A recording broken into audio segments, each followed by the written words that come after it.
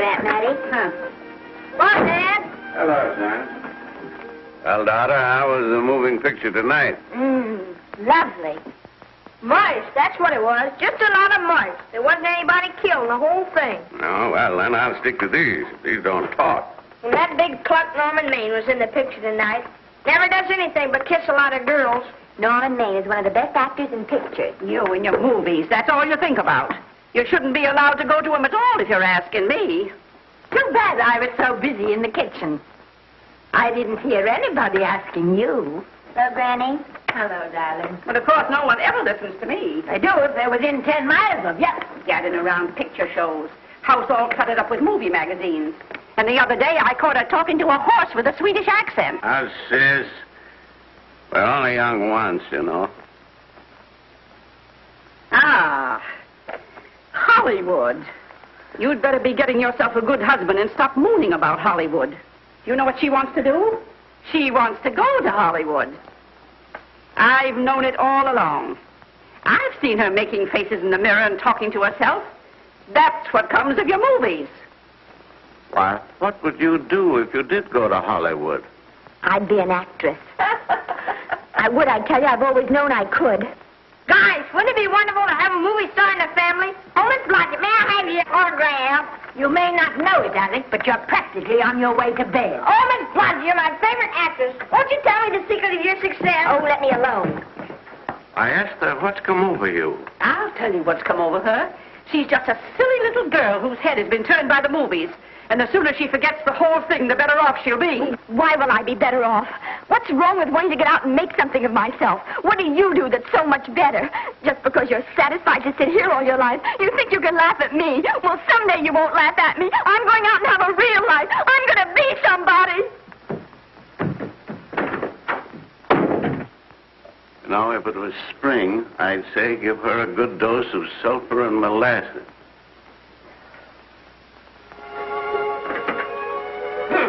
I thought I'd find you. Oh, stop that. Now, stop crying. That isn't going to do you a bit of good. Oh, I'm crying because Aunt Mattie and Alec make me so mad.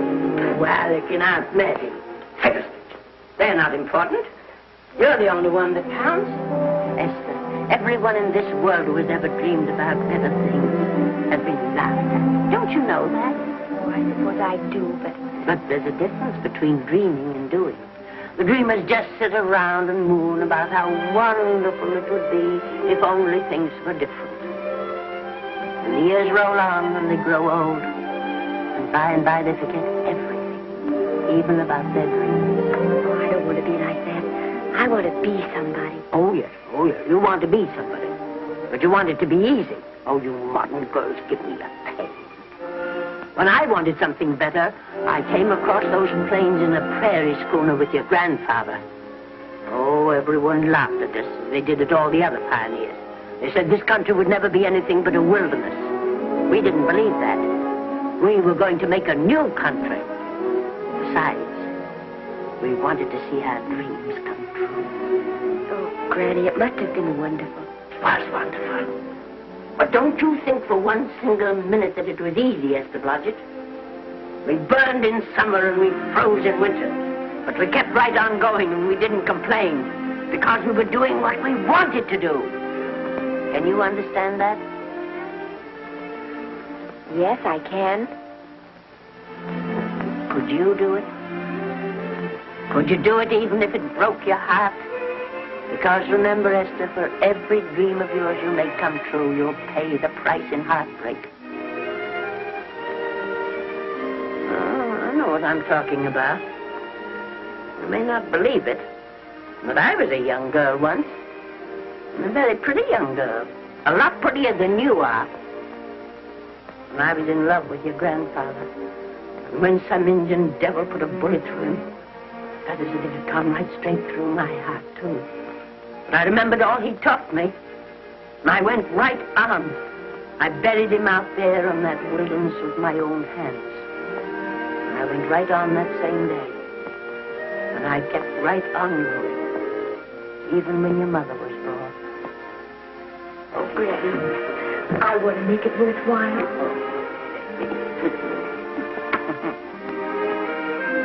You know, Esther, There'll always be a wilderness to conquer. Maybe Hollywood's your wilderness now. From all I hear, it sounds like it. But if you've got one drop of my blood in your veins, you won't let Mattie or any of her kind break your heart. You'll go right out there and break it yourself. That's your right. Here. Oh, here. Stop that nonsense. Here. Take this and go to your Hollywood. Oh, I can't take your money. Well, why not? It's your savings. Well, I was only saving up for my funeral. Now I don't think I'm ever going to die. Oh, Granny, how can I ever thank you? By giving me your word of honor that you'll never tell a living soul where you got that money. I promise. Remember, if you do, I'll have you arrested for robbing me.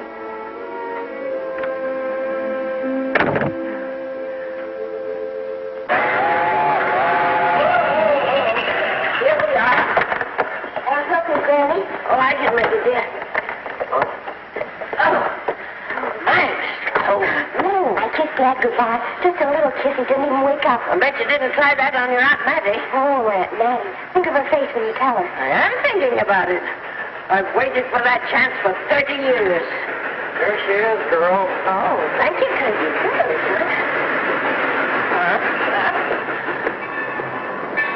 Well, come on. Here's your prairie schooner.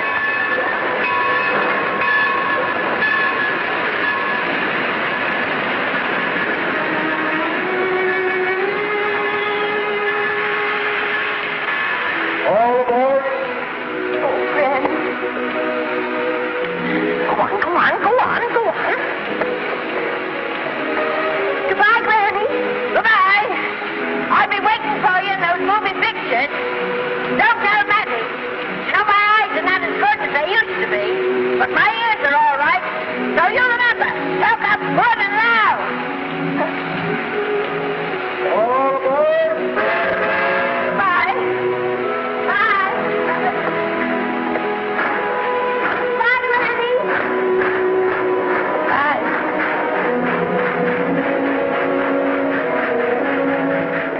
You want to go home now? I don't want to, but I will.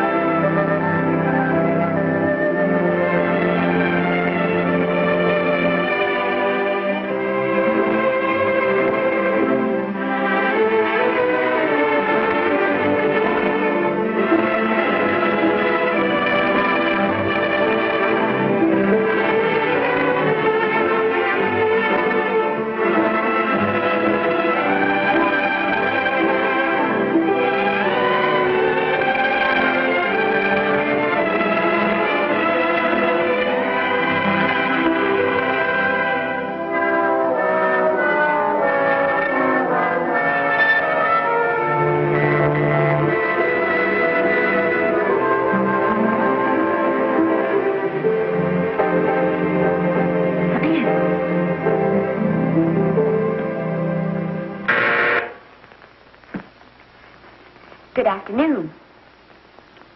Day, week, or month? Well, it's a little hard to say. You see, I'm going into the movies. Well, you better take it for a week. It'll break your jump to Beverly Hills. Are all the studios really near here? All except Gaynor British. I suppose the best way to get a job is to go straight to the studios, isn't it? Mm-hmm. I haven't any illusions, you know. I'm perfectly willing to begin with a little bit of a part, or even as an extra. $6, please, in advance. Oh.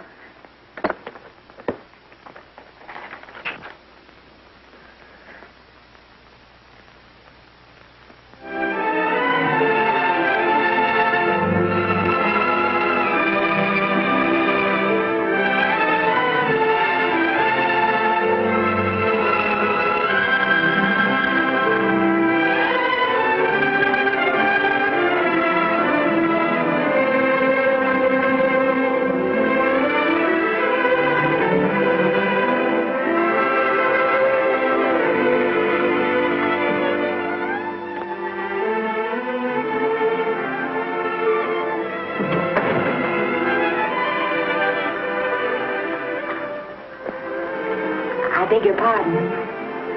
I'd like to register for extra work. How long have you been in Hollywood? Well, it's about a month now.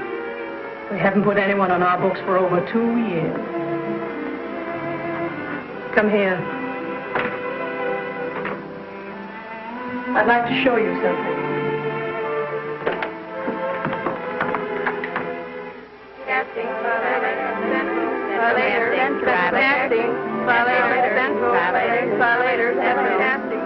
Every time you see one of those little lights flash, it's somebody asking for a job. Every time you hear them say, try later, it means there isn't any job.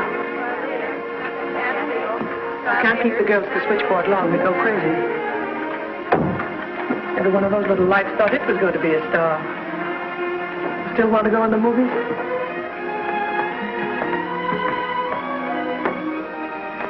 You know what your chances are? 1 in 100,000.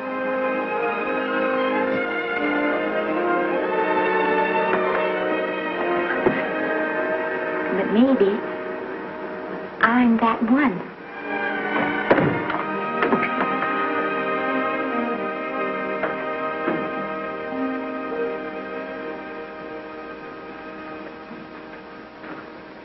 Any phone calls for me, Mr. Randall?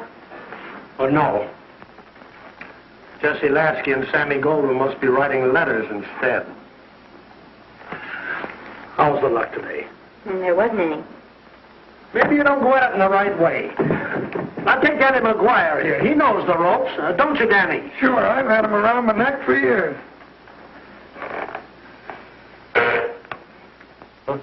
What? Oh, Miss Blodgett. Danny McGuire, our new tenant. How do you do? Mr. McGuire is a big director. Oh, are you really? Oh, could you possibly use me in a picture, Mr. McGuire? Of course, I haven't had much experience, but I don't think that really matters if you're willing. And Now, I really listen, feel that... lady.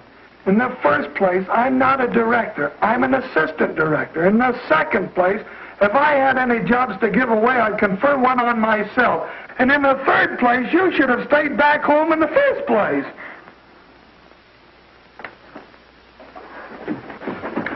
Oh, now look what you've done. Hey, wait a minute. Hey, don't be that way. Don't do that. Gosh, I didn't mean to get tough, but a guy thinks he's being kidded when somebody asks him for a job and he hasn't got one for himself. After all, I'm not a big enough shot to hurt your feelings. I'm sorry. It wasn't just that. It was a lot of things. Looking for a job every day and never getting any nearer to it. I guess I was beginning to get a little scared. I know. Lady, do I know. Well, there's only one thing to do for that feeling when you're tired and sunk and down to your last nickel. Come on and I'll buy you a drink. Well, it's not as bad as down to the last nickel. I still got $11 left. $11? You're going to buy me a drink. Come on.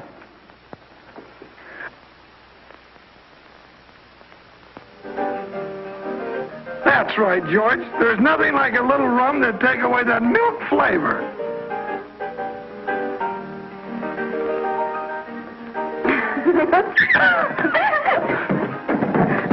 I beg your pardon. Certainly.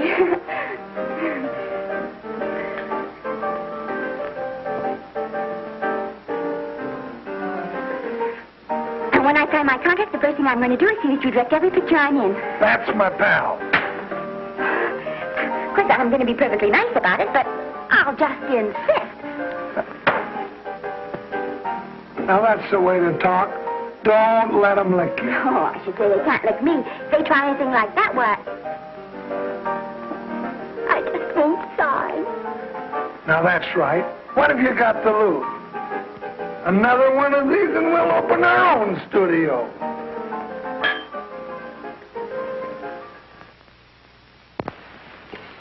Bill rendered $24. Past due. Remit without further delay. Me.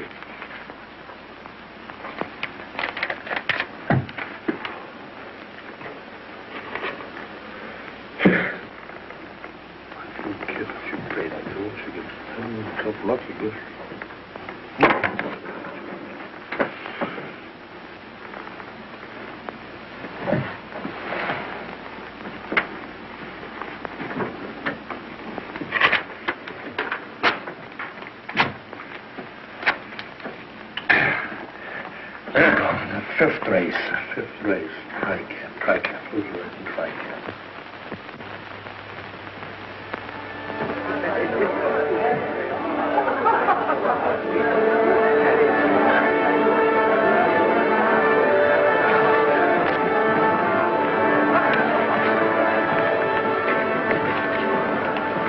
Hey, the program's going to be swell tonight. Now, you take this fella Beethoven. I'm a pushover for him. And Chopin, well, he's not so dusty either. But I kind of wish that once in a while they'd play something you could sort of go out whistling, you know, like Blood Nacedo, Blood. Well, there's a tune. Hey, why don't you throw your hat in the air or something, can't you? This is a celebration. My job starts tomorrow. I know it does, and I think it's swell, Danny. Gee, I wish you were in on it, too. But, oh, no, it would have to be a war picture. One of those big novelty numbers. A war picture without any beautiful women at the front. Oh, well, something will happen soon. Maybe. Why don't you go home, kid? Oh, Danny, I can't do that. I came here, and I've got to stay. Well, now, if it's on account of money, I can... Oh, thanks. You've given me enough already. Anyhow, this is no time to be worrying. This is a party. Look at all the people. Everybody in the world. Look. That's me and Maine.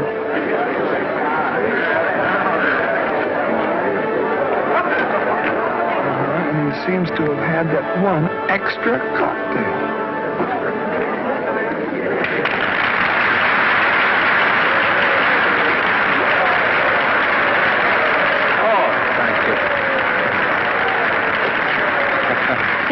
You dope. That's from the orchestra leader.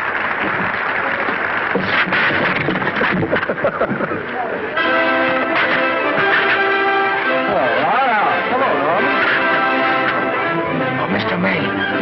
Maine, put your arm around Miss Regis. Otto, this is the Hollywood Bowl. Oh, afraid of crowds. Go on, get out of here. What's the matter? You getting too big to bother with photographers? Don't want any pictures taken now. Oh, is that so? Well, supposing I take it anyway. Well, shove that brownie number 2 of yours down your throat. Thank you, Mr.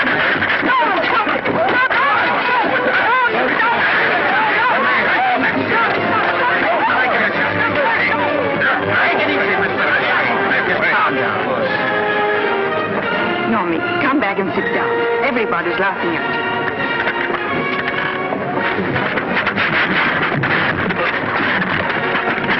All right.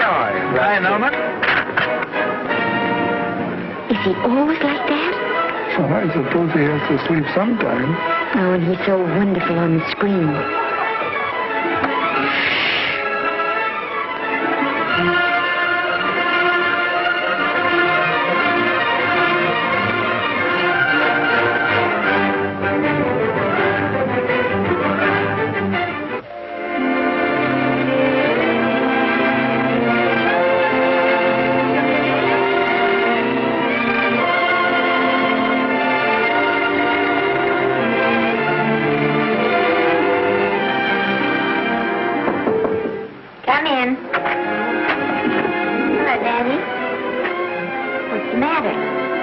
Believe it or not, I got a job for you. Daddy, that's wonderful. When do I go to the studio? Well, you don't exactly go to the studio. Oh, it's on location. Well, it's not exactly on location. But of course, I have any makeup. Will you tell me what to get and sort of help me put it on? Well, you don't exactly need any makeup. You see, it's not really a picture job. It's being a waitress. Oh. Well, it's kind of a picture job if you look at it right. You said it was a waitress. Well, it's waitressing for Casey Burke, the big director over at our studio. He's giving a party tonight to kind of celebrate on account of finishing the picture, and he wanted me to get him an extra waitress, and it's $5. And I thought of you right away, Esther. That was awfully sweet of you, Daddy. Well, there's going to be a lot of big people at Burke's house tonight, and I'll bet you there's any number of big directors, and if you're there, maybe they'll notice you. I could make them notice me. Sure you could, Esther. It's your chance. My chance. All right, Daddy, I'll do it. Oh, but I can't. I haven't got the right things to wear. Oh, yeah. Now, you don't think the wardrobe department's right next to my office for nothing, do you? A perfect fit.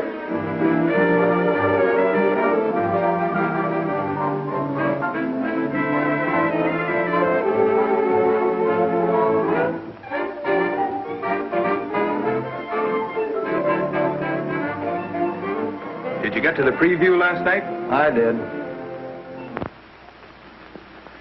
Would you like a little hors d'oeuvre?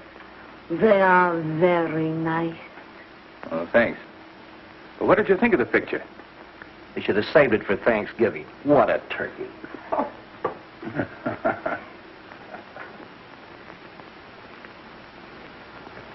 Will you have some hors d'oeuvre? You do like hors d'oeuvre, don't you? I don't think there's anything so enjoyable as hors d'oeuvre before supper, and these are really delightful.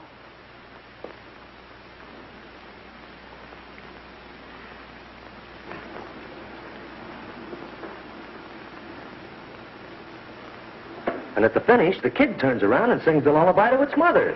Pardon the big boys, but would you like a little hors d'oeuvre? They say they're the best in town. Don't tell me. I know. Mae West.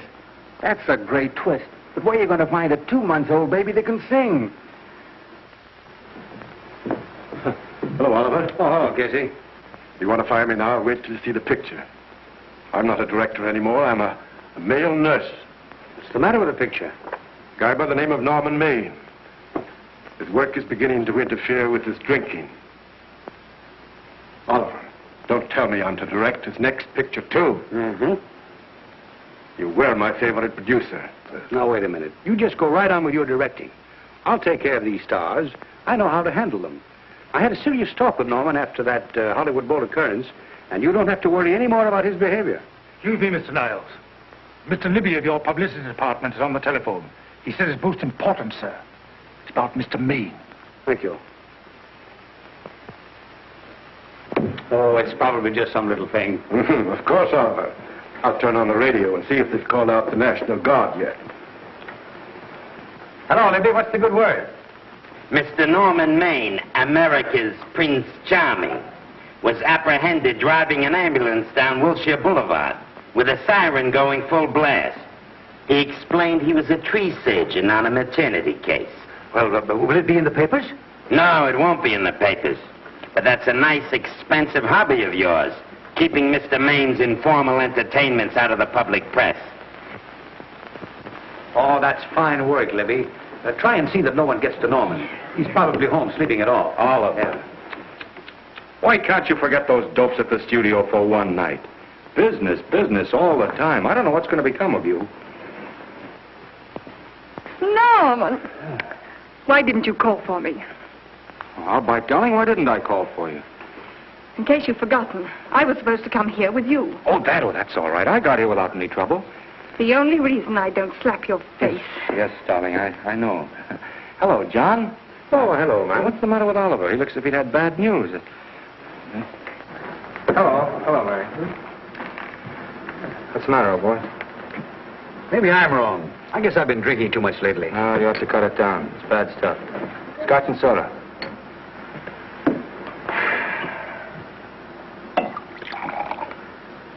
Come on. The word, you know, is pronounced when. Bad dialogue, Oliver. I'd rather not watch this. You know best. Soda. Thank you. Oh. Go ahead and say it. I've got it coming to me. Don't make it tougher on me, Norman. I don't want to stand here and preach, but take a look at my side of it. I'm trying to make pictures with you. I know. Costs are going up, and the grosses are going down. No, it isn't that. I've made lots of money with you, and I can afford to take a loss. But I hate to see you going the way of so many others. Why don't you get Lloyd's to insure you against me? You can't get insurance against a man forgetting who he is. You're a great star, Norman, but there's nobody so big that he can afford to have people refuse to work with him. Who doesn't want to work with me? You... Quiet.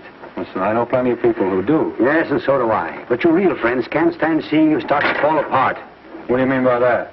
The first signs are always the same. Not being able to remember your lines. Cameraman struggling to cover your hangovers. And all because you have to have a good time. Every day and every night. Listen, I've warned you for a long time. Okay, Oliver, you're a swell guy. You won't lose any money on me. I'll promise you that. I'll be ready for the curtains when the time comes. When it does, here's my epitaph. And now I think I'll have a little drink. Scotch and soda.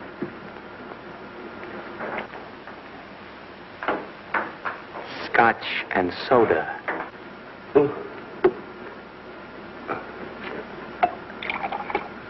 Come on. And a little soda? Caviar? No, thanks. Yes, pardon me. Lovely. No, I mean the caviar. Mm-hmm. No, don't go away. I'm starving. Really. Which would you take? I don't know. You know? I don't know either. It's hard to choose. I think I'll take caviar. Mr. Maine doesn't care for any more. Do you know me? No. Well, Normie doesn't care for any more. I think I shall get very drunk indeed.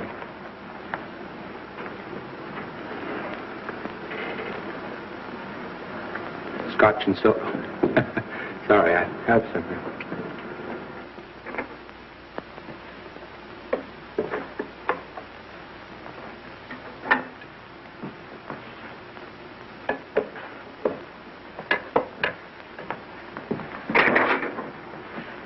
Oh. Mind if I help?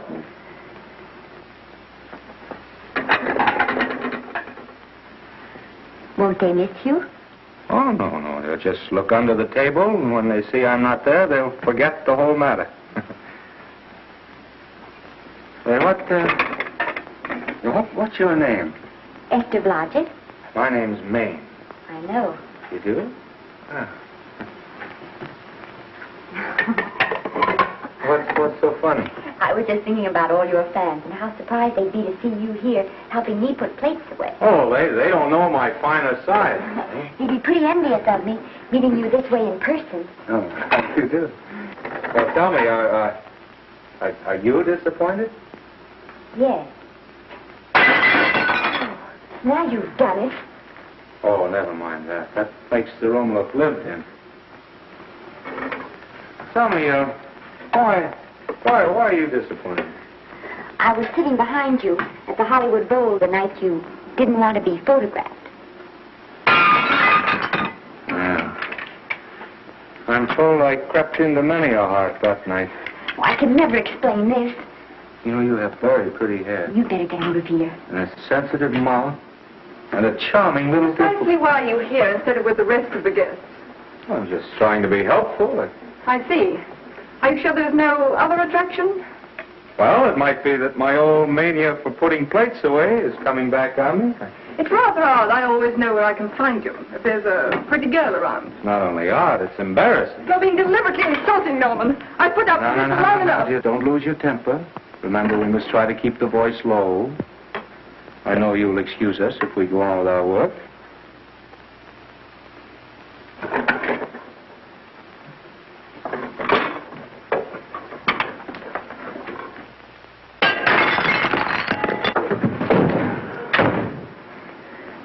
Now see what you've done.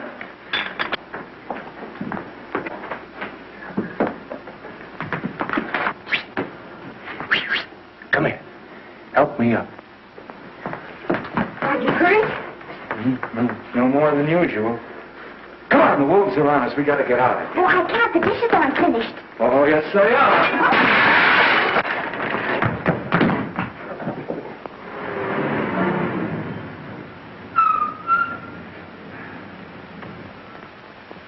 Well, I bet I know what you're going to say now. What?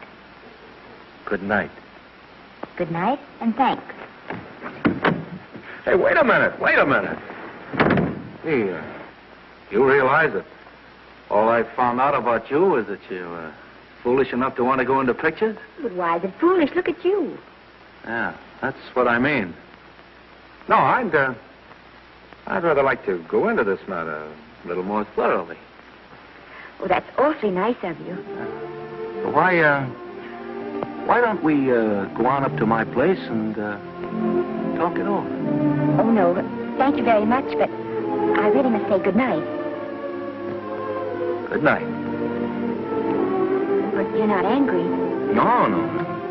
I'm hungry. Well, why don't you go and get something to eat? Good night, Miss Blodgett. Good night, Mr. Maine. Wait a minute. Peter, the least I can do is to see you to your door. Will I see you again? I hope so. Has anyone ever told you that you're lovely? Well, now you know. Thank you.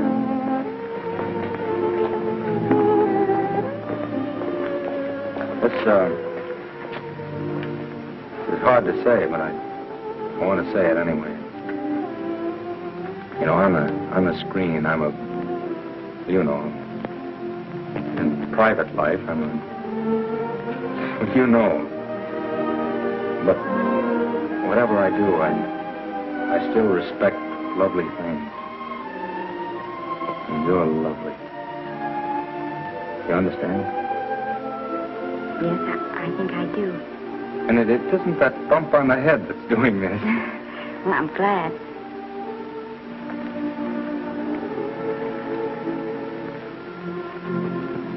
Good night. Good night.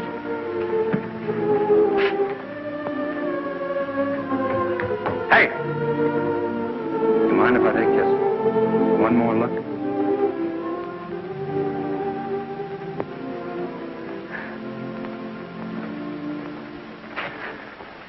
Go away.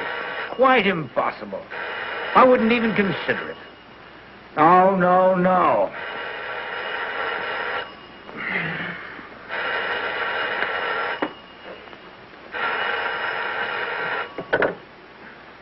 Hello? Who is it? Who? Norman? What have you done now? You're not in jail, are you? Oh. Yes, I see. Oh, it's that again. I see. She's beautiful.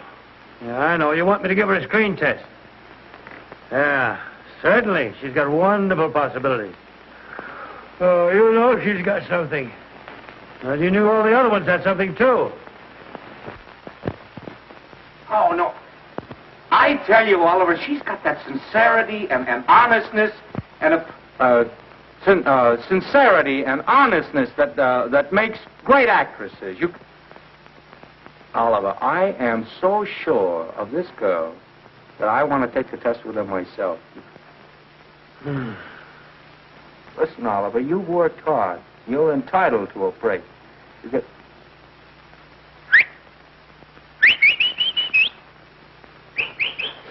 Yes, I heard you. Anything. Yes. Yeah. Oliver, look. You try to get a little sleep now, old man. All right. All right, boy. Good night.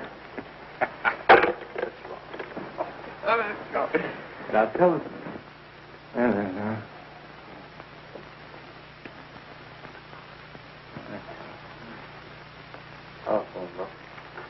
Telephone book. What? Telephone. Hey, Olive, telephone book.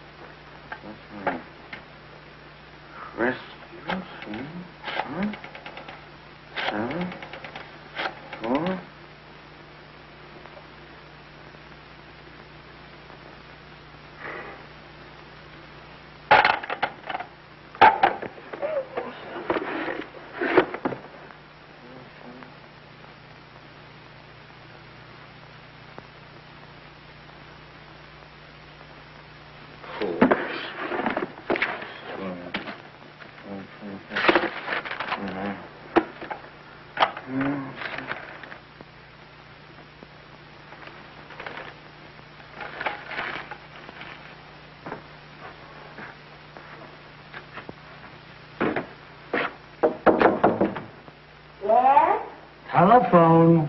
For me? Some drunk trying to be funny says he's Norman Maine. Oh, thanks. I'll be right down.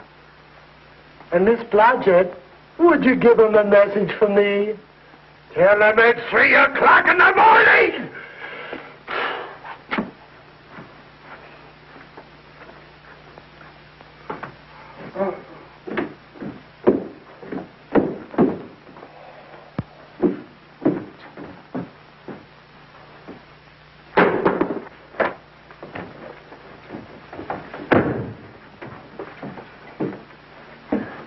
Hello? What?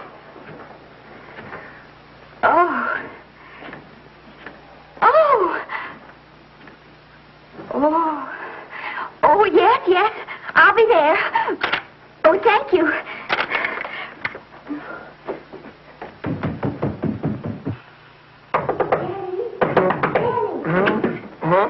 Daddy, what do you think? I'm going to take a test tomorrow, and Norman Main's helping me do it. I'm taking one, too. Garble's assisting me.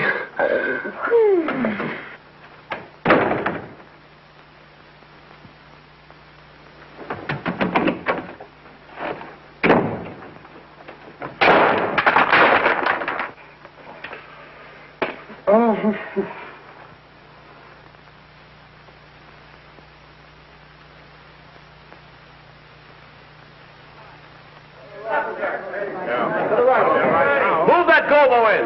With a silk on that broad. No, the Yankee. Is this light too hot for you, Hanley? Okay, but cut down on your backlight. Put a double on that 90. Bring it down a little. That's it. Now put it. Pull down on that 150. We're ready to take it. Get pulled down on that 150. Okay.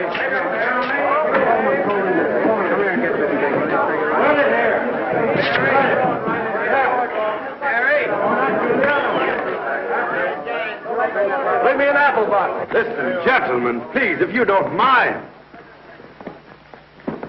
This is just a test. Ready, Mr. Burke? All ready, Mr. Burke. Ready, Mr. Burke. Ready now, Mr. Burke. All ready, Mr. Burke. We're ready now, Mr. Burke. All ready, Mr. Burke. We're ready, Mr. Burke. All right, let's take it. Quiet! Quiet! Quiet! Quiet! Quiet! Ready, Norman? Yeah. You ready, miss, what's your name? You'll soon know your name, Esther. The whole world's going to know it. But I'm so scared. Maybe I better not try it today. Oh, come on. Now, don't be foolish. They all had to go through this. Harlow, Lombard, Myrna Loy, and now Esther Blodgett. All right. I'm ready. This is a take. Rolling. Quiet. Dave!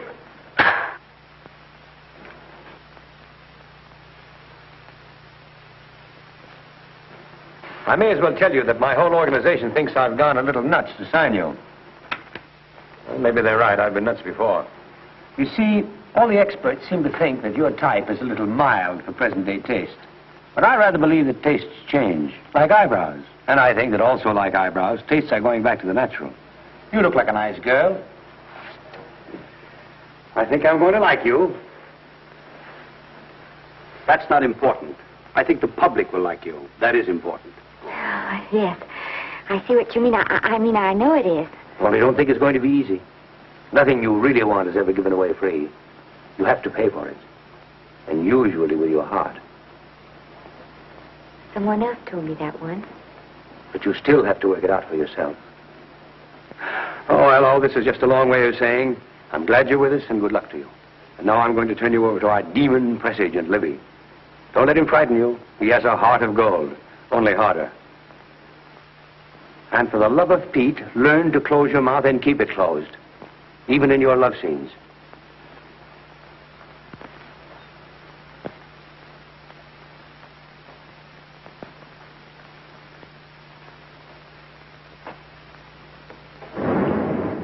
Are you a Russian? No, I was born in Fillmore, North Dakota. Oh, no. First saw light of day in a mountain cabin, a trapper's hut, high up in the Rockies. Go on. Well, I always wanted to be an actress. Dreamed of footlights as Lonely Kitty.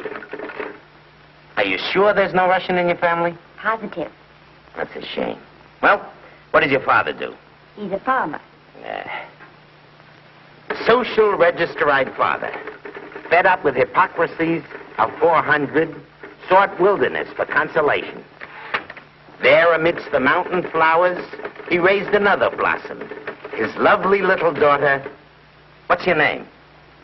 Esther Victoria Blodgett.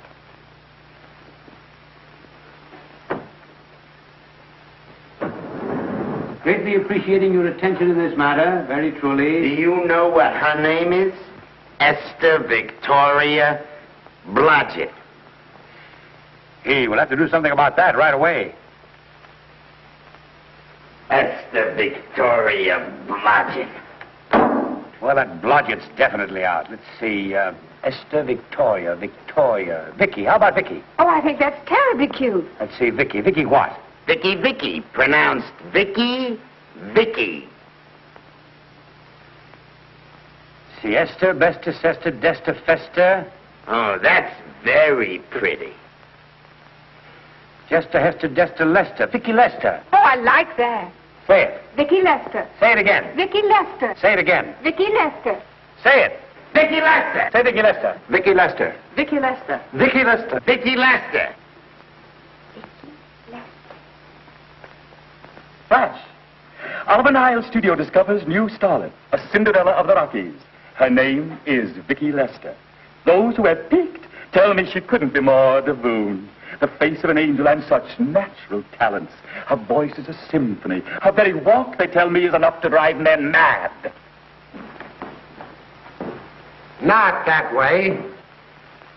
Get the lead out of your feet. Lift them up.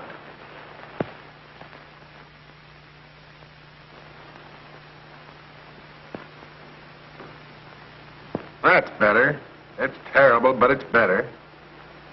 The quality of mercy is not strained. It droppeth as the gentle rain from heaven. Cease. Through the mouth, my child, through the mouth. The nose is for smelling roses. Proceed. Does she have to look surprised all the time?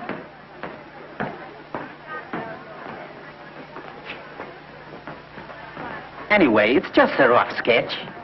Pretty small mouth, eh? Oh, well. Give her that Crawford smear.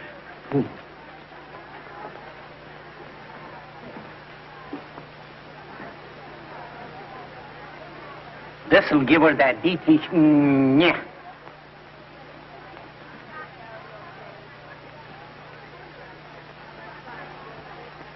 We're on the wrong track. She still looks surprised.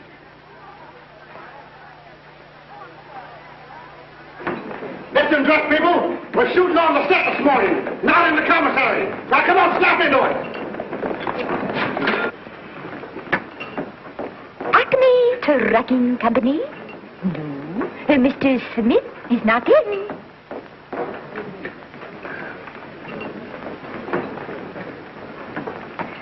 Acme Trucking Company. No. Mr. Smith is not in.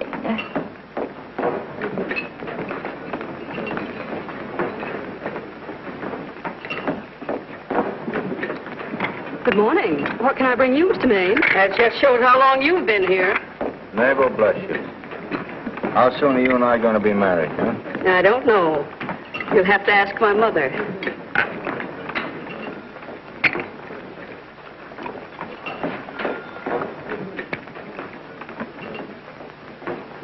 Acme Trucking Company? No, Mr. Smythe is not in. Acme Trucking Company? No, Mr. Smith is not in. Acme? No, Smith ain't in.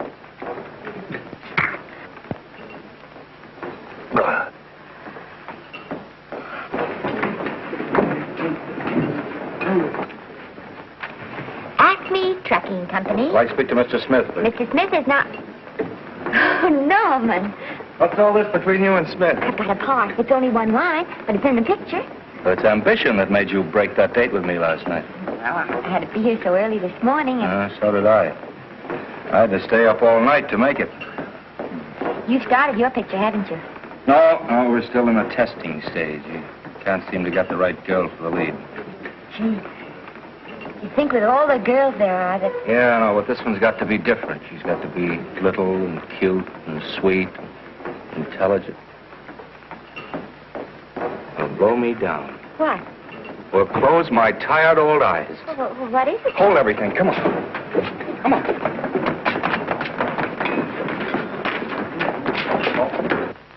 Had you been through the whole casting directory? I'll work day and night, Mr. Niles. And I'll work with her, Oliver. And I can be mean or nasty or anything you want, Mr. Niles. If she clicks, Oliver, you've got a star overnight. Okay.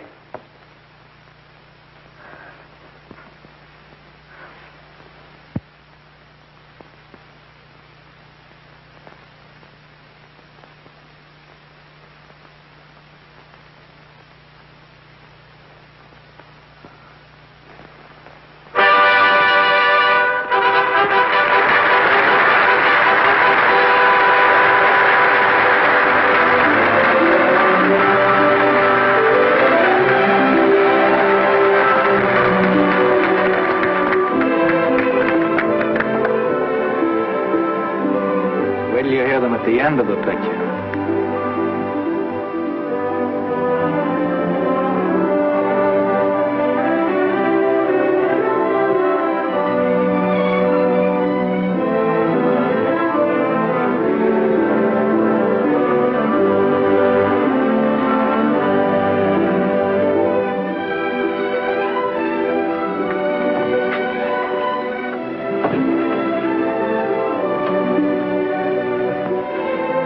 Do you think we were noticed? By no one. They're much too busy playing at croquet. I've loved you all my life. But we only met 2 days ago. That's when my life began.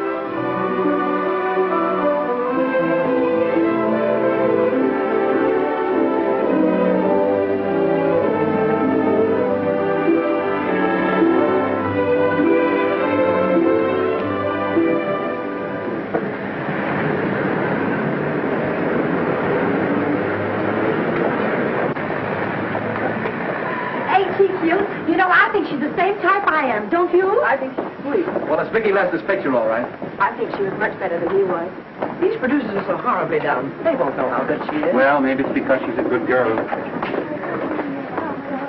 No, means not so bad, but it's Vicki Lester they'll go to see. Vicky, darling, I think she's the most precious little thing I've ever seen.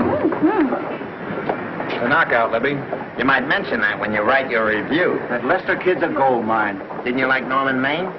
Was he in it? Libby, I'm afraid we have another hit. Huh? It's in the bag, neatly tied up with beautiful pink ribbons. Say, where are Norman and Vicki? I don't know. I thought you had them. I wish they'd come. We're having a party at the Trocadero. Isn't it thrilling running away from people? Norman, it's so exciting, So new. A star is born. Come on, run.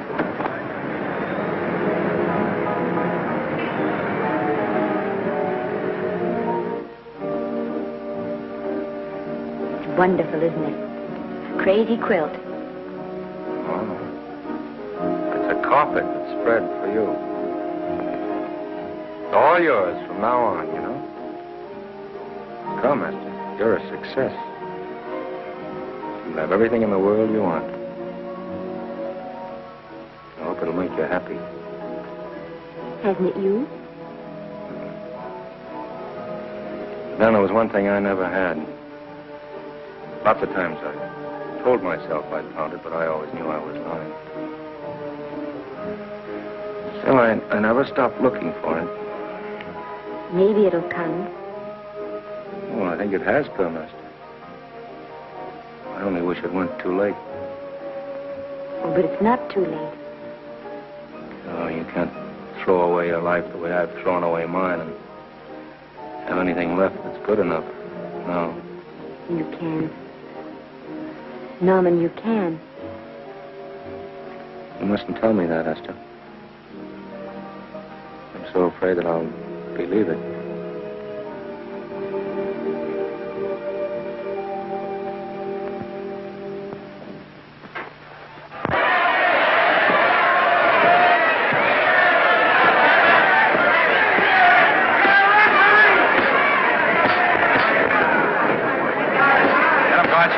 Shoot your right. Swell, isn't it? Lovely. What spot you get?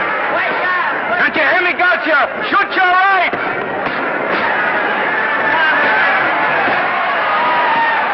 He's down! Gotcha got him! Gotcha got him!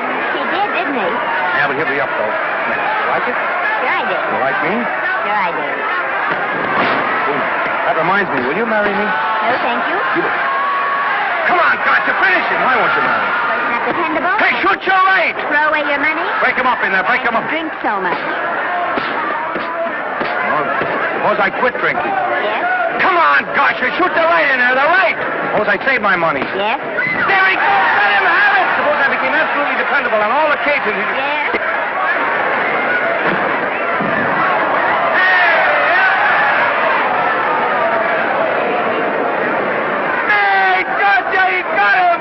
He certainly did.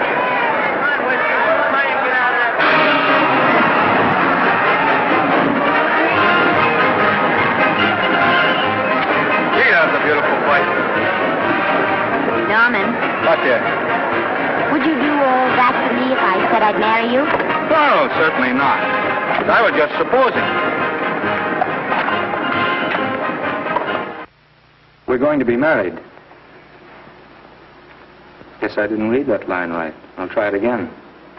We are going to be married. Both of us. Yeah, to each other. What do you think of that? Well, when? Where? Well, we thought we'd elope in the conventional manner. What's the matter? It's trying to decide whether it's good for the studio. Is it? It is. And bless you, my children. When's it going to happen? Oh, we thought we'd just sneak out sometime. We're not telling anyone but you. Listen to this. The screen's ideal romance blossomed into breathtaking reality today when Vicki Lester and Norman Maine, America's dream lovers, slipped quietly through the portals of holy matrimony. How does it sound? Horrible. But you see, we're going to elope. Sure you are. It'll be the biggest elopement this town ever saw. We'll get a tie-up with the Army, have you escorted all the way down to Yuma by 20 of their new bombing planes. Is he going with us? Don't you think we can work this thing out better alone? No sense in bothering the happy couple with all the details. I'll see to it that you get a carbon copy of the whole layout. I can hardly wait. I'm sorry. We didn't realize that we were in the way. While you're settling the details, you don't mind if I take this woman out and buy her a ring? Sure, go ahead. We want everything legal. That's a charming match. A nice girl like Vicky. And public nuisance #1. Now, wait a minute, Libby. Norman's all right. And if you'll pardon my pointing, Vicky's business is her own. It doesn't require any comments. I wasn't making any comments. I just said it was a rotten shame. So go ahead and plan the elopement. Oh, that elopement stuff is out. You can't get any scope in that. We're going to have a wedding. Where'll we have it? Customary place, I believe, is a church. Nah, it's been done. This has got to be something big. The beach. I can visualize it. The bridesmaids in bathing suits. 20,000 Santa Monica school children spelling out the word love. It's a novelty, but is it big enough? Why not the city hall? A police escort of every motorcycle cop in town. Sirens screaming, confetti pouring out of buildings like the Lindbergh reception in New York, only on a big scale. What's the matter? Isn't it big enough? And now if any man can show just cause why these two may not be lawfully joined together, let him now speak, or else hereafter forever hold his peace. Do you, Alfred Henkel, take this woman as your lawful wedded wife? Will you love, comfort, honor, and keep her in sickness and health as long as you both shall live? I will. Do you, I beg your pardon. Do you, Esther Blodgett, take this man as your lawful wedded husband? Will you obey, serve, love, honor, and keep him in sickness and health as long as you both shall live? I will. Place the ring on her finger. Hurry, please. Now, by virtues of the power invested in me as Justice of the Peace of San Bardo Township, County of Los Angeles, I pronounce you man and wife.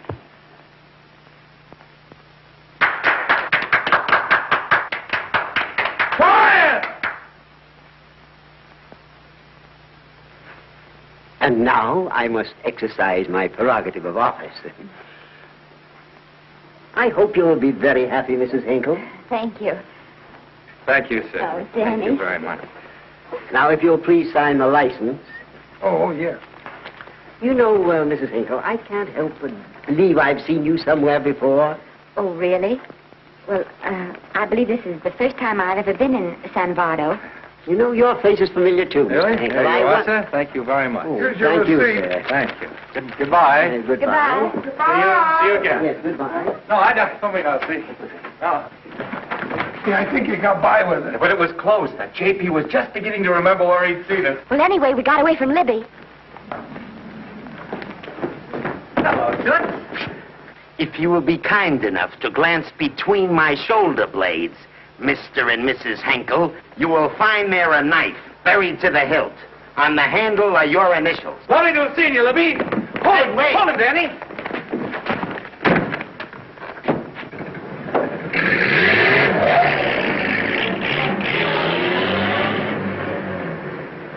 There go a couple of rats I raised from mice. Well, they got a right to get married, haven't they? I haven't got any right to double-cross the public, and I haven't done it yet. Hey! People versus Porky Washington. We're charged with violating Section 600. Young man, you're in contempt of court. Operator, get me the Los Angeles Tribune. I've a good mind to put you under arrest. Wait till I make the score. You wait, too. Tribune, give me the city desk. Johnny, this is Matt Libby. I got a flash for you. Norman Maine and Vicky Lester were married at 2:30 this afternoon. Vicky Lester? Court recess.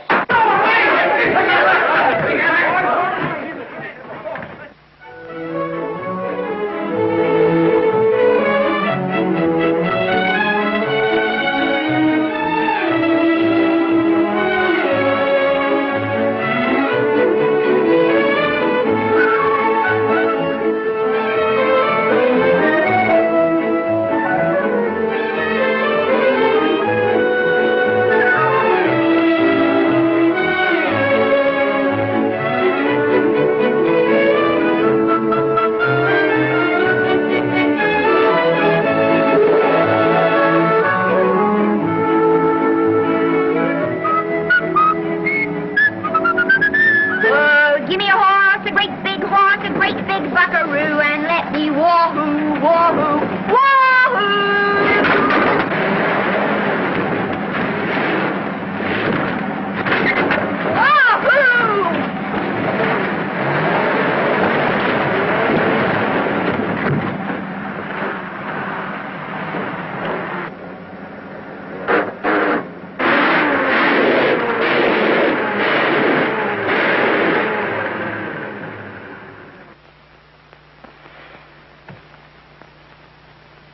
Wahoo. Wahoo. I don't want to sound immodest, but I think I've stripped a gear. Well, sit down, won't you, and let's get acquainted. We'll probably be seeing quite a bit of each other from now on. No. Might just as well break the ice now as later.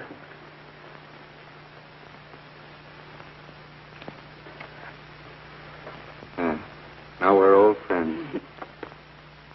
Hey, have I got time for a shower before dinner?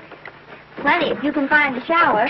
I never can remember where that thing is. Does it pull out or slide under? Here, I think I can find it. Nope, it's the linen closet. Here it is. Nice work. Oh, half the time those things are just luck. I'll see if I can disinfect this steak.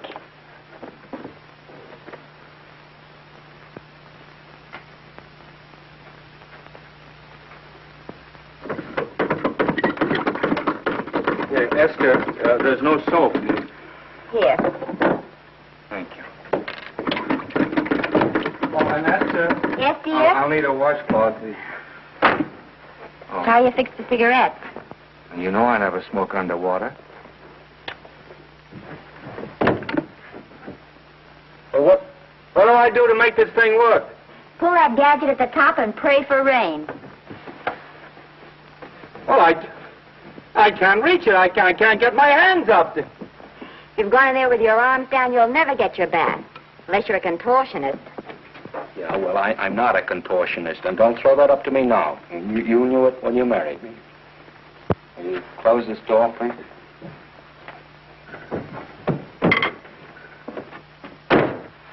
Thank you.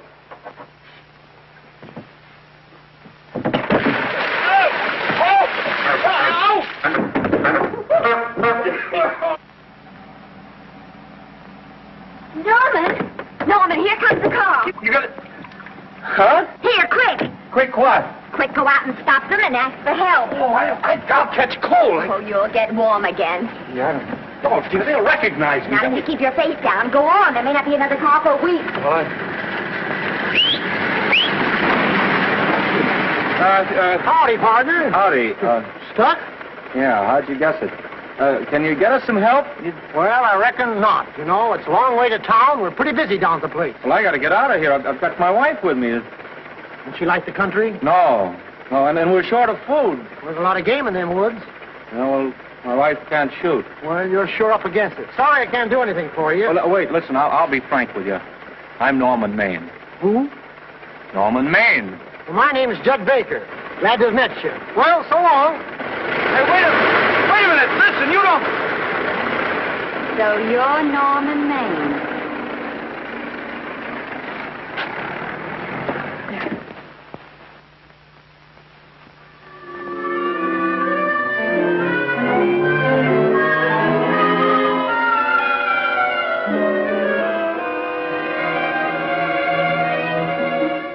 I got my prestige to look out for. I'm supposed to be the best publicity man in the racket.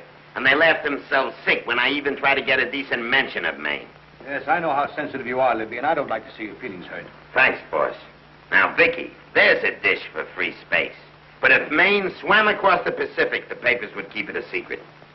Well, the exhibitors don't like him, the critics don't like him, the public don't like him, and I don't like him. Who likes him?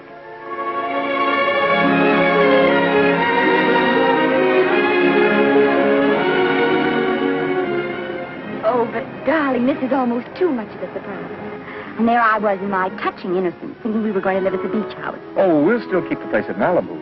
But this is special. This is our castle. It used to be in the air, you know? Well, we'll never use any ugly words like contracts and pictures and careers.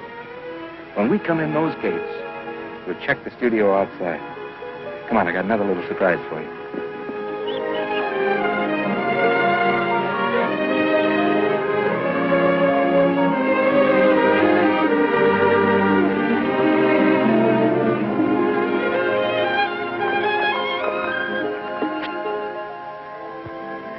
Oh, Norman, it's lovely. So are you lovely. The whole world's lovely. Hey, hold it!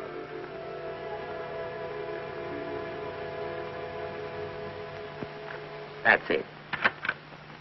Caption: their honeymoon never ends. All right, let's get some pictures. Now, if the bride will sit here and the groom stand behind her, we'll have something unique. Now let's go after something different. You sit down and she'll stand up. Pretty radical, isn't it? Yeah, but in a nice way. Okay, Otto, fire. Caption: their honeymoon begins anew. Ah, the producer. Caption: their honeymoon ceases abruptly. Hello, Oliver, glad to see you. Oh, I'm glad you're back. Thank you. Vicky, how well you're looking. Hello, Oliver. Am I interrupting? Yes, thank you. Just want a couple more pictures. That's enough of both of them. What they're asking for is exclusives of Miss Lester. Alone. Oh, I see. Well, come on, Oliver, let you and me get exclusive. See you later, Vicky. But don't worry, Otto. My camera smashing days are over. They ain't your only days that are over. Oh, hold that, Miss Lester. Gorgeous. Well, Oliver, how's the dividend situation? Very pleasant. I think we'll show $2 million on the next quarter. Oh, smart move of mine to sell my stock, eh? Oh, well, when you need money, you need it. Well, some people save up for just such an event. There's bound to be a rainy day occasionally. Yeah, but as a citizen of California, I've always refused to admit that. Yes, I know, but still it does rain. Well, anyway, you can thank me for some of those dividends of yours. Mm-hmm. Oh, can't you? Oh, sure. That was a little too quick, Oliver. Matter, the Enchanted Hour was a smash hit, wasn't it? Well, it made Vicky a star overnight. Yes, it should have. What about me? Oh, let's talk about business at the office, Norman. Beautiful pool you have here. Beautiful. Oh, now let's talk about it here. Didn't they like me? Well, maybe the pot wasn't just right. It was the best part of the year. Look, Oliver. You think I'm slipping? Can you take it? Yeah, go ahead. The tense is wrong. You're not slipping. You've slipped. Oh, my fan mail's still big. Norman. Fans will write to anybody for a photograph. It only costs 3 cents for a stamp, and that makes photographs cheaper than wallpaper. But every 25 cents they pay for a theater ticket buys them the right to be a critic. And your last few performances, Norman, have not pleased your critics.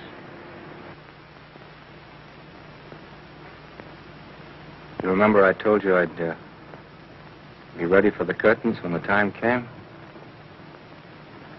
Here it is. Let's call off the contract, no hard feelings. We're not quitting, either of us. There's no explaining these things. We've all seen how the public turns. Maybe we can turn them back. I've got a swell script lined up for you. About Esther. You think that I'm going to get in her way? Well, as a matter of fact, as it happens, there's no part in this story for her. I'd more or less planned to star her in a picture of her own, with that young Pemberton opposite her. He's coming along nicely. Good for young Pemberton. All right, Oliver. We'll make a try at it. Let's hope it's not too late.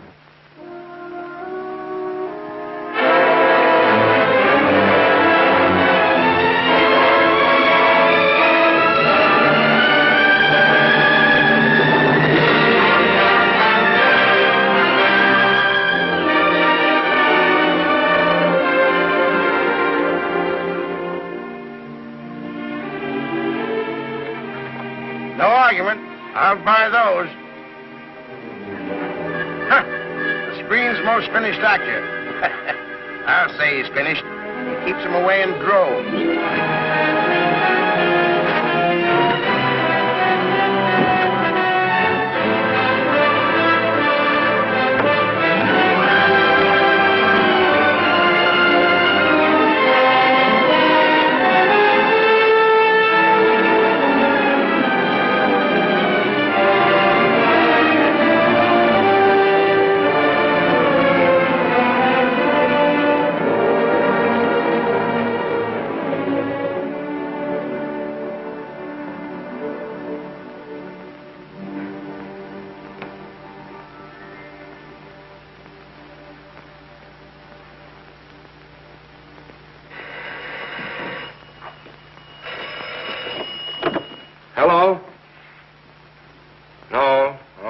Lester isn't home as yet.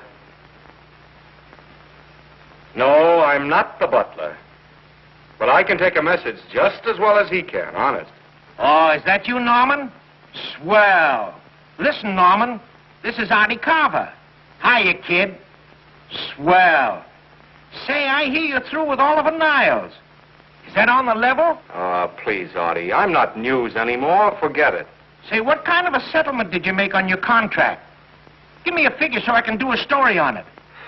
There was no money involved. We just called it quits. Okay, I'll fill in my own figure. Say, by the way, I've been trying to get an interview with Vicky for 2 weeks, but she's always busy. How about you giving an old pal a break by speaking to her for me? Sure, I'll ask her. Swell. So long.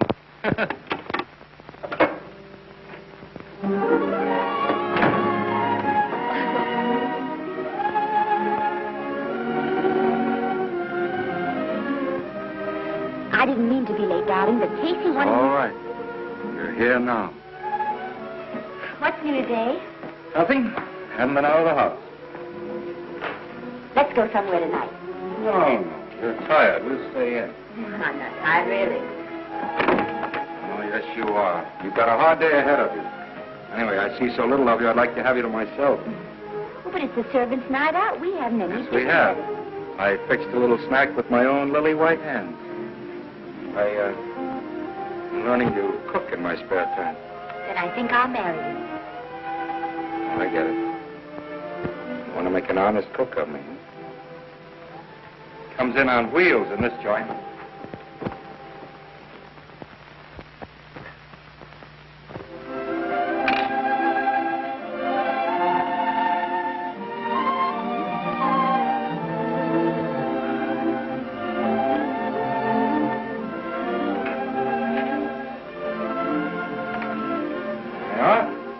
How's it look?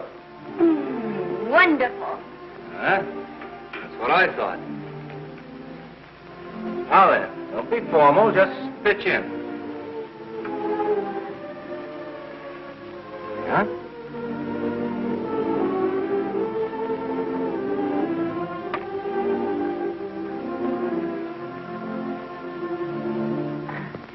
I'm afraid my mouth's not quite big enough.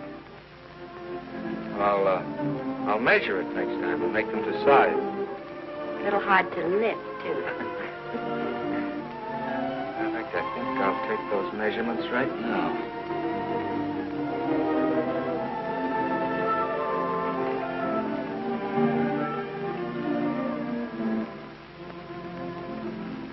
That's what I wait for. All day. That's why I rush home without even changing my costume.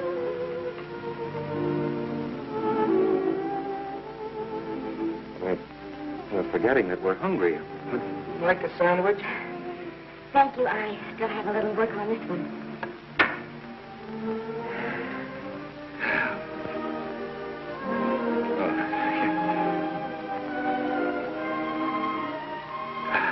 Norman, will you unhook my dress? I can't breathe.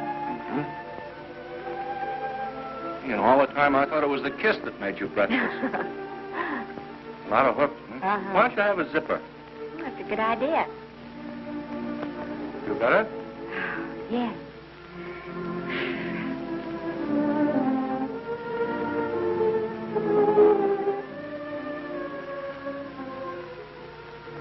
Don't look now, but I think that guy on your left is in love with you.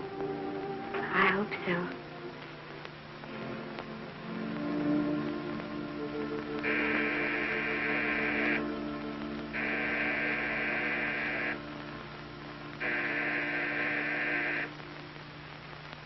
The doorbell. Is it? Maybe they'll go away. Oh, I never do at a time like this. Just a minute, yeah. I'll be right back.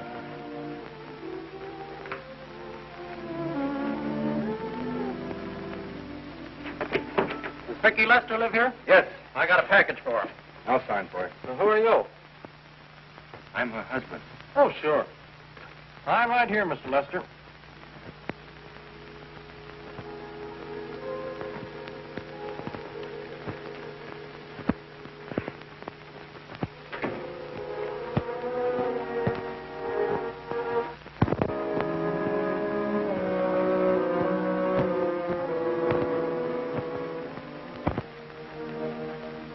Package for you. Oh, by the way, I forgot to tell you, they want you for a benefit at the Shrine Auditorium next Wednesday night. I told them I'd ask you.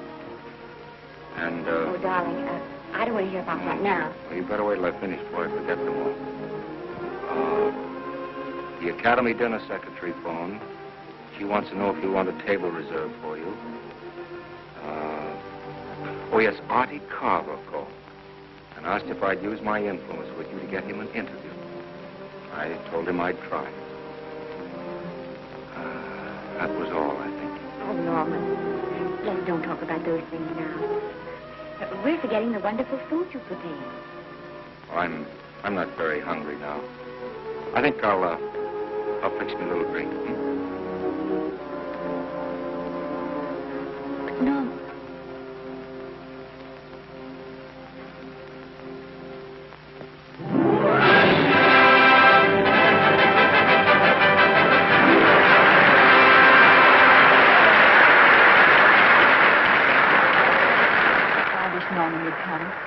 Stop worrying. And think how nice that statuette is going to look on your mantelpiece. Do you suppose anything's happened to him? But of course not. He's just been held up in traffic. You think about that statuette. And now we arrive at the climax of the annual dinner of the Academy of Motion Picture Arts and Sciences, the highest award within our power to bestow. We have already applauded with our hearts as well as our hands, while awards are being given those gentlemen who during the past year have rendered distinguished service to the motion picture industry. We now pay honor to the ladies, or rather to one lady. We offer to her the Academy Award for the finest performance of the past year. She has already had the world's acclaim, but this is the tribute of her fellow workers, the men and women of this industry.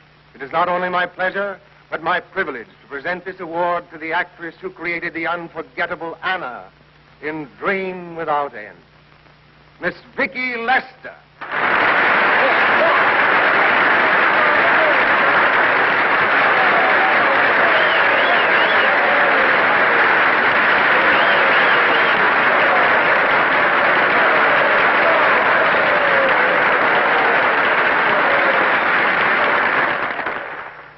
What more can we say, Miss Lester? This says it all for us.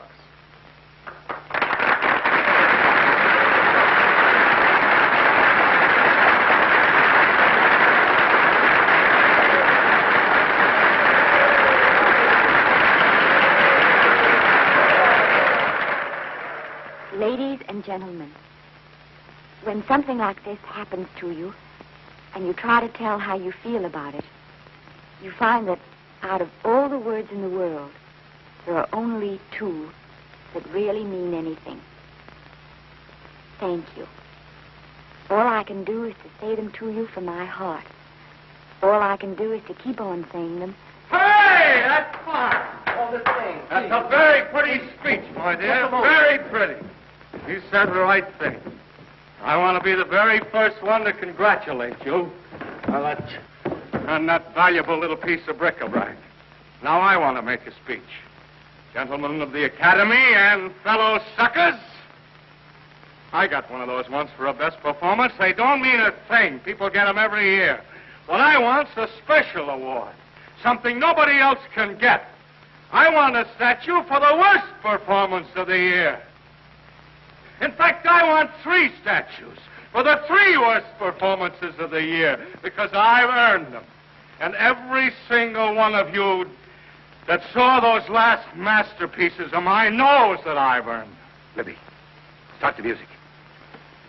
What I'm here to find out is, do I get them or do I get them? Now answer yes or no.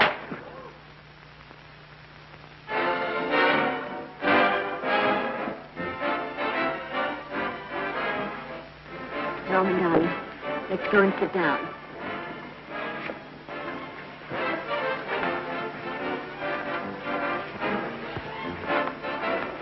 Come on, Norman, sit to that.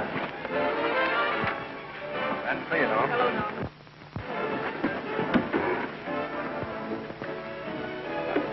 Hello, Norman, how are you?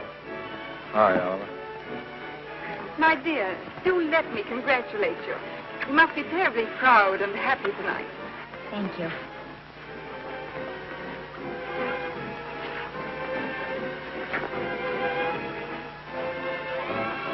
Somebody give me a drink.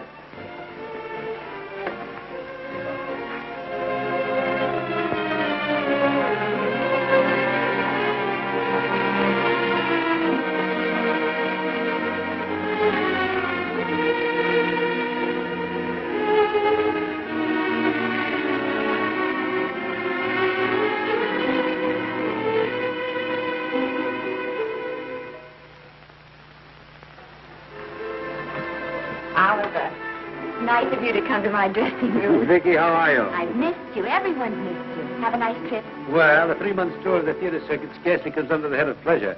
But the way they're screaming for your pictures all over the country. Miss Lester, if I may talk shop, you are a knockout. Thank you. It's good to hear that. You've been crying. A little. How's Norman?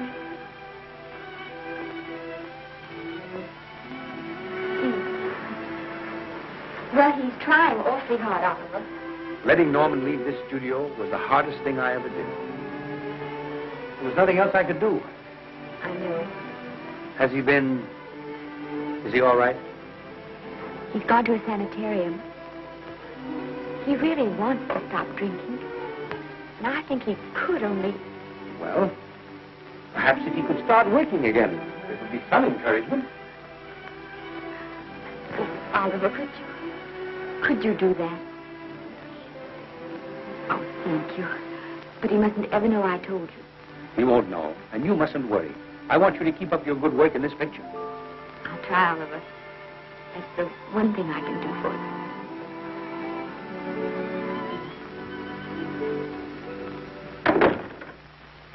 If you'll just sit here, Mr. Niles, I'll have Mr. Maine brought down. Thank you. Brought down.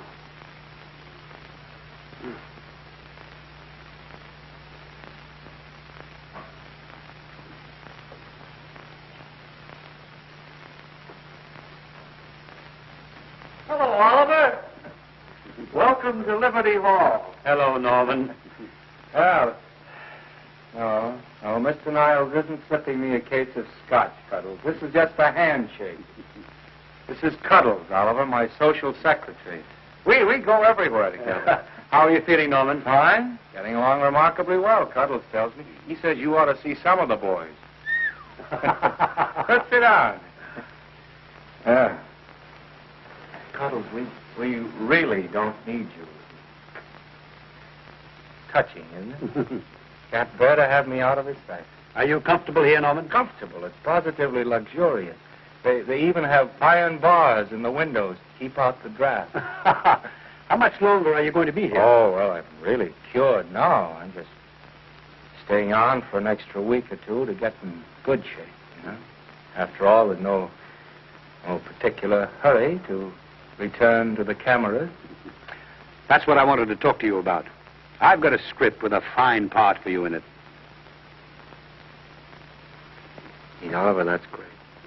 That's great. Who plays opposite me? Well, it is not exactly the lead. Young Pemberton's doing that. But I tell you frankly, I consider your part better than the lead. Oh, I see. It's better than the lead. Well, of course, it isn't terribly long. But it's one of those parts that makes an impression on you. They'll be thinking about you all through the picture. Mm-hmm. Well, the thing is, Oliver, I'm pretty well set at another studio. I'm not at liberty at the moment to tell you which one. You know yourself how those things are. Of course. But it's a big picture. It's one of the biggest of the year. And the part. Every actor in Hollywood would give his teeth to play. Well, that's fine, Norman. Naturally, that will tie you up for a while. But we won't get to this picture for some time.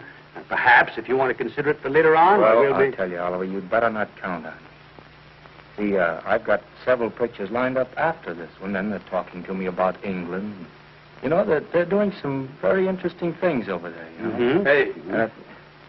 What is it, Cuddles? Speak right out. We all love you. For dinner.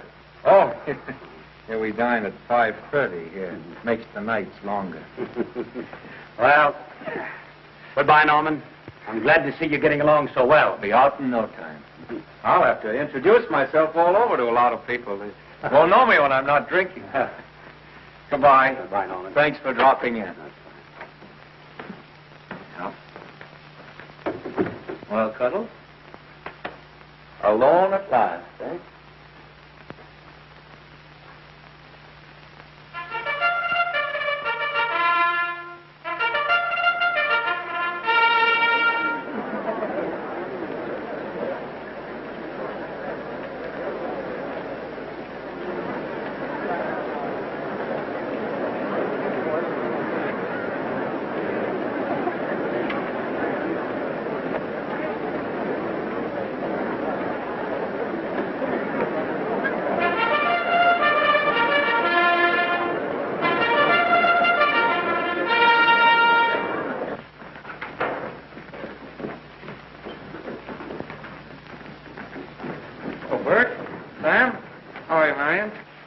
Hello. Hello. Hello, Normie. Glad to see you. How I hate to run into these has-beens. They give me the creeps. Me too. He was good while he had it. And he had it quite a while. Hello? Hello, Mr. Maine. I haven't seen you in a long time. Oh, I've been resting. Ginger ale, please. Ginger ale and what? Ginger ale and ginger ale. A new leaf? A whole new book. Thank you. Scotch straight. Hello, Libby. Why, it's Mr. America of yesteryear. Do they let you wander about now without a keeper? Oh, sure. I'm a trustee now. Didn't expect to find you at Santa Anita. What do they do with the actors while you're away? Oh, they cut them into slices and fry them with eggs.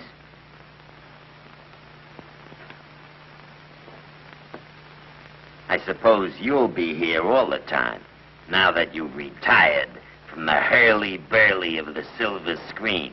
Well, we're living down in Malibu now and pretty lonesome with Esther away working all day. Well, I wouldn't squawk about that if I were you. It's nice to have somebody in the family making a living. Oh, wait a minute, Libby. I don't want to forget that we're friends. Friends, my eye. Say, listen, I got you out of jams because I had to. It was my job, not because I was your friend. I don't like you, and I never have liked you. Nothing made me happier than to see all those cute little pranks of yours finally catch up with you and land you on your celebrated face. Pretty work, Libby. Always wait till they're down, then kick 'em. I don't feel sorry for you. You fixed yourself nice and comfortable. You can live off your wife now. She'll buy you drinks and put up with you even though nobody else will. Wait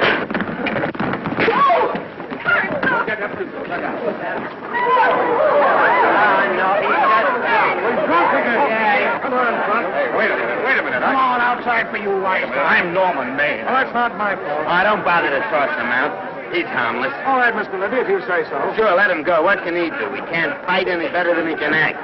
Norman Maine. Oh, he's drunk again. Why, he's been drunk for years.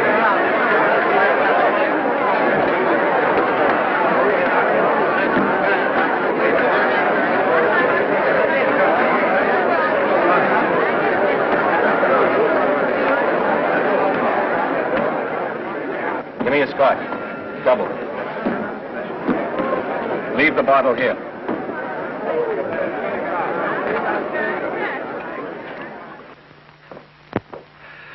Vicky, you'll be ill. Why don't you try to get a little sleep? But he's been gone 4 days. 4 days and not a word.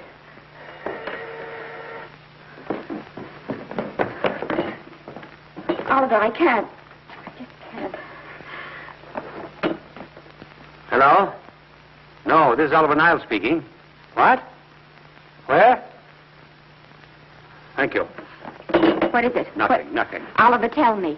He's in the night court. He's been arrested on a drunk charge. Now, he's all right. He isn't hurt. I'm going right on and get him out. I'm going with you. Vicky, it isn't any place for you. And if it gets in the papers, What do there'll I care about the papers? I'm going with you.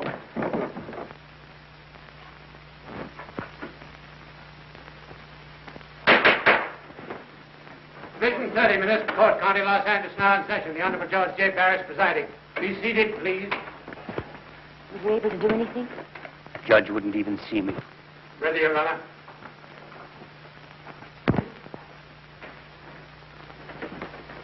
I want to advise you that you're entitled to be represented by counsel, to be confronted by the witnesses that may testify against you, to compel witnesses to attend on your behalf to a public and speedy trial by the court or by a jury, and the right to be admitted to bail. Call the first 5. Gregory, Hale, Hayes, Rodriguez, come. Come on, boys, get over. Go ahead. Move along. William Gregory. Yes. Plain drunk, picked up at 5th in town.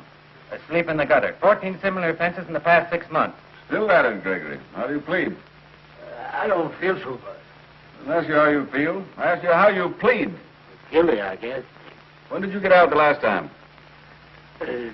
Just before Christmas. Well, I'm sorry you'll have to miss New Year's. You'll be out in time for Washington's birthday, 60 days. Milton Rails. Plain drunk, picked up on Brooklyn Avenue, given treatment at receiving hospital, then removed to jail. How old are you, Rails? 17, sir. Did you take a good look at those men in the cell with you last night? Yes, sir.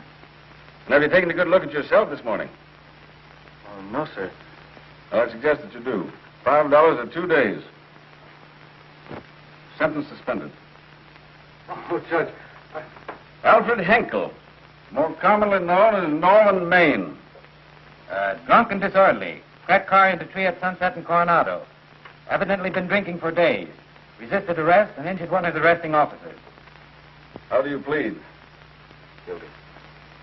You're Norman Maine, the actor, aren't you? You've come pretty low, haven't you? There isn't a man here who's had the advantages you've had. Look what you've done with them. You're nothing but an irresponsible drunk, driving about the streets with the power to inflict death or injury on innocent people. I think you'd better deny you that power for a while. 90 days in the city jail. Please wait.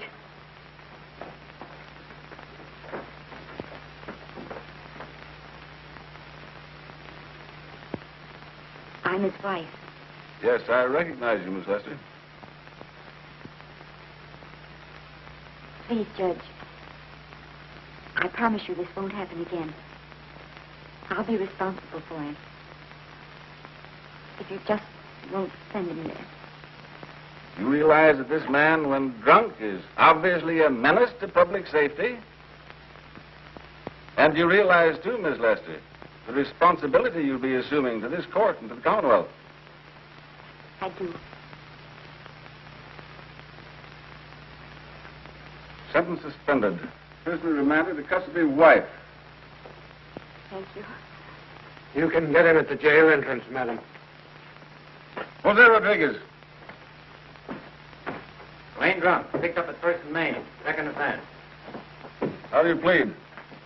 I think I'm guilty, Your Honor. 60 days.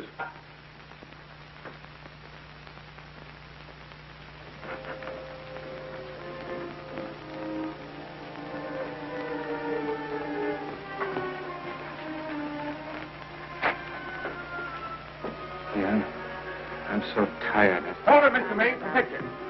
Oh, no. What about a statement for the press? Oh, no, please.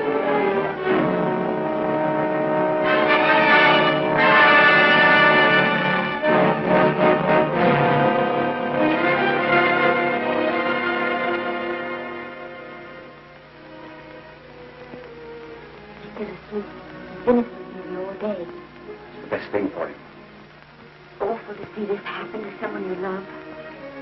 And know in your heart that it can't get any better. I only know that all I can do now is stay with him and try to help him. So will I. And between us, we'll take care of him. You're very fond of him, aren't you, Oliver? I'm very fond of both. Then I know you'll understand what I have to tell you.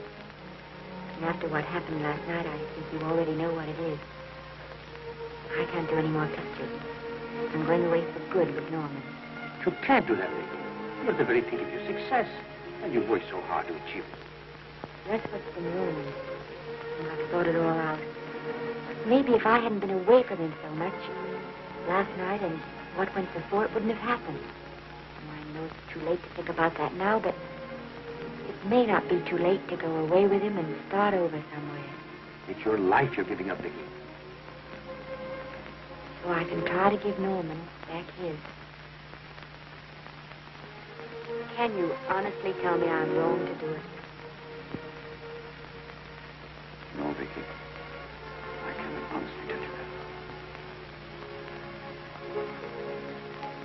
Then there'll be no more Vicky Lester.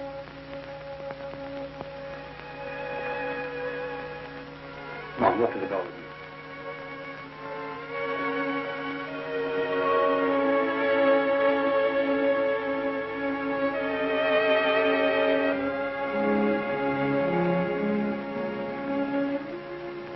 Goodbye, Vicky Lester. You were a grand girl. Good luck, Mrs. Norman Maine.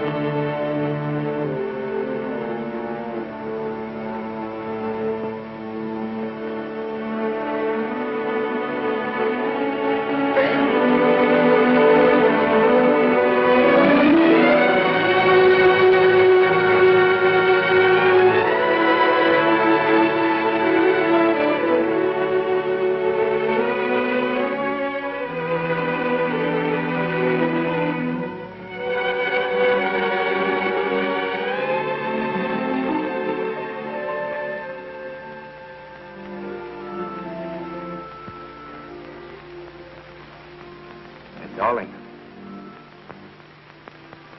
this is Maine coming in to apologize again. Oh, I'm sorry, dear, but it isn't you. What other troubles have you got?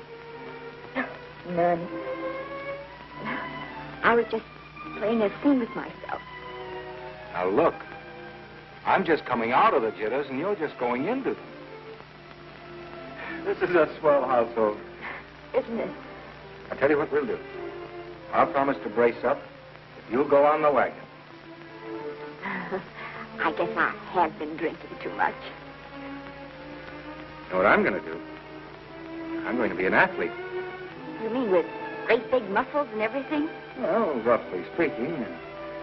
Going to join the YMCA? It costs too much. I'm going wading up in our front yard. No. Sure. Would you like me to go with you? Sure, if you'd like to. No, Miss, I don't think I will.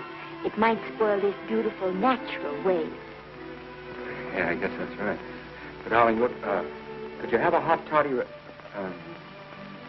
some hot soup for me when I come back? Some hot soup? And I'll make some of those nice sandwiches. No, Miss, do you have to?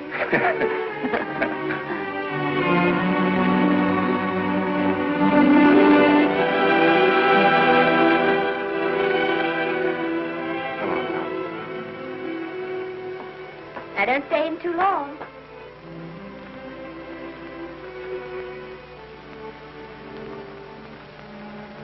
Hey! Do you mind if I take just one more look?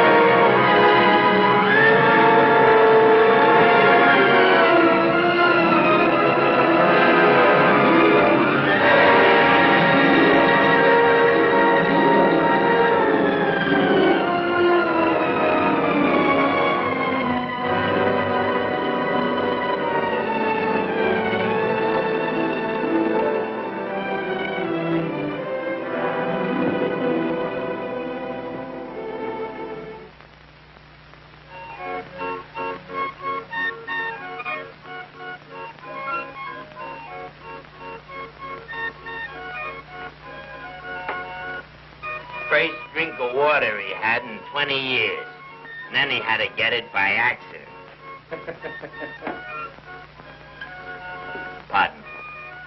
How do you wire congratulations to the Pacific Ocean?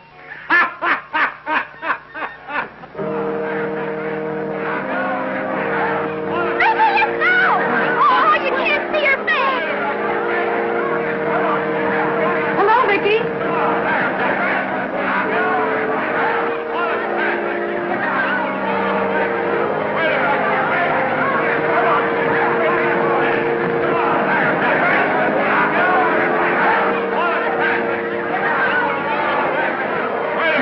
Can't you? Come on, Vicky, let's see your face. Vicky, will you sign my book for me? Write Mrs. Norman May. Don't you care, Vicky? You get over it.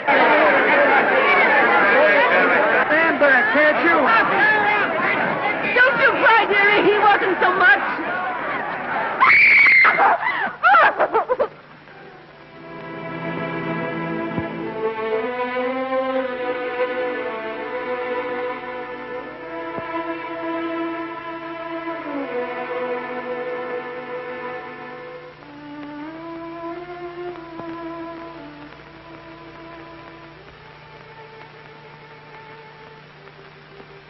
Do you mind if I take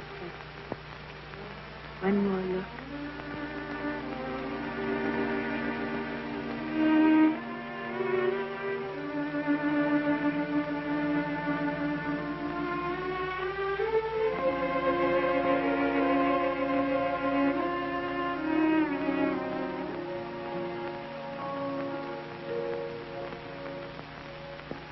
Here are the paychecks for the servants, Graves. You'll find a very nice bonus in each one. Miss Lester asked me to thank you for your kindness and service. If there's anything I can do for the little lady, I should be glad to do it. She would appreciate your attending to the closing of the Beverly Hills house. Put down those trunks. Put it down, I say. Well, where is she? In the bedroom. Who are you? I'm her grandmother. Get up.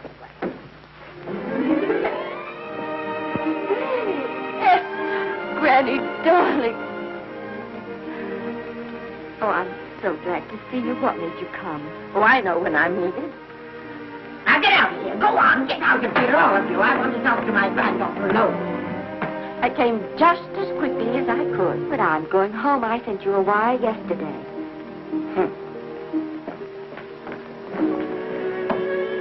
Sit down. Is it true that you're going to quit the movie? I never want to hear them again. What are you running away from, little girl? I'm not running away. It's just that I can't go on. My heart isn't in it anymore. Once I told you if you get what you want, you have to give your heart in exchange. And you said you were willing. Do you remember? I remember. It seems to me that you got more than you bargained for. More fame, more success, even more personal happiness. Maybe more unhappiness. But you did make a bargain. And now you're whining over it. I don't think I'd feel so very proud of myself if I were you, Esther. I'm not, Granny. My mind's made up. Well, and I'm sorry I gave you the money to come out here. It just wasted. Oh, but Granny... I was proud of you, Esther. I was proud to be the grandmother of Vicky Lester. It gave me something to live for. Now I've ended. I know. Oh, I want to be strong, but I can't go on. You must. Tragedy is a test of courage. If you can meet it bravely, it will leave you bigger than it found you. If not, then you'll have to live all your life as a coward. Because no matter where you may run, you can never run away from yourself. I never knew Norman Maine. He wrote me a very sweet letter when you were married. He said you told him how much I meant to you. And I know just how much you must have meant to him. You know, Esther, I can't believe that wherever he is, he can be very happy, knowing that his death broke the spirit of the little girl he praised me so highly for raising. And I can't believe that he can be very proud, knowing that all his great love did for you was to make you a quitter. The car is ready, Miss Lester. We'll have to go now to make the train.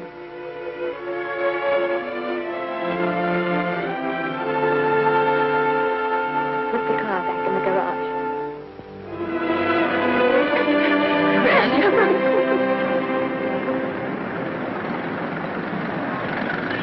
The entire picture industry has come to the Chinese theater for this opening tonight. It has come to pay tribute to a great star on her long-awaited return to the screen in what has been called her greatest performance. It has come to pay tribute to the girl herself. The girl who has won the heart of Hollywood. The girl who has won the heart of the world. Miss Vicki Lester. And if I'm not mistaken, Miss Lester's car has just driven up. Yes, it is she.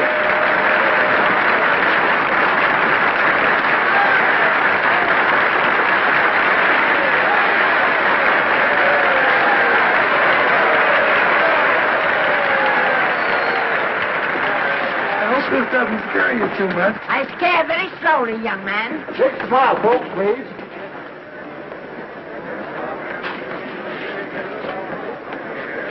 They'll have your mug, your face, plastered across half the papers in the country tomorrow.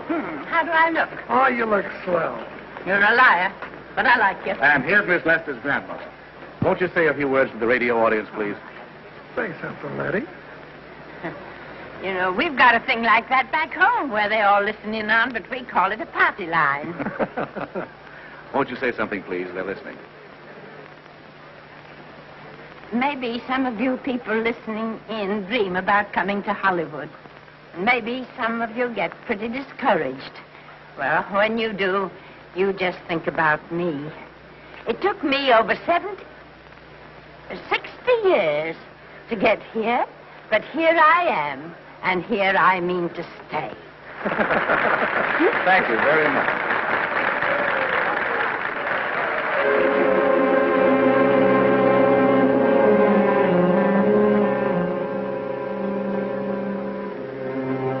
Miss Lester. This microphone is on an international hookup. Throughout the world, your fans are hoping that you'll say a few words to them.